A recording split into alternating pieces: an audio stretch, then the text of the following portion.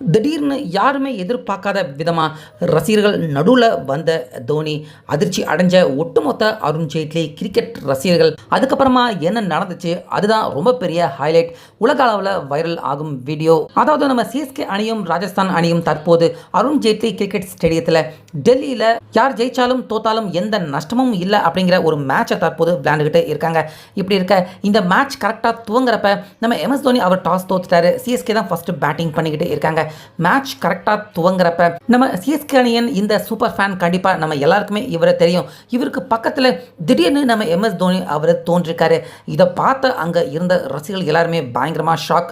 ஏன்னா தோனி திடீர்னு அங்கே இருந்த தோனி எப்படா இங்கே வந்தார் அப்படின்னு எல்லாருமே பயங்கரமாக கடுமையாக அதிர்ச்சி அடைஞ்சு போயிட்டாங்க.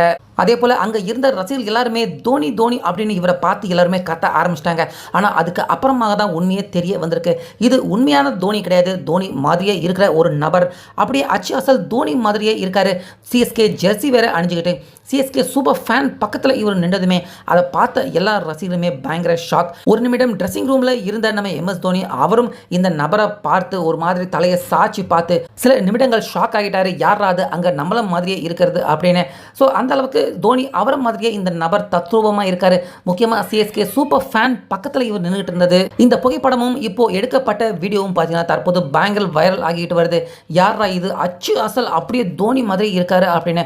தற்போது இந்திய அளவில் மட்டும் இல்லாமல் உலக அளவில் இருக்கிற கிரிக்கெட் ரசிகர்கள் எல்லாருமே இந்த நபரை பார்த்து தோனி மாதிரியே இருக்கானே அப்படின்னு எல்லாருமே ஆச்சரியப்பட்டு அதிர்ச்சி அடைஞ்சிக்கிட்டு வராங்க.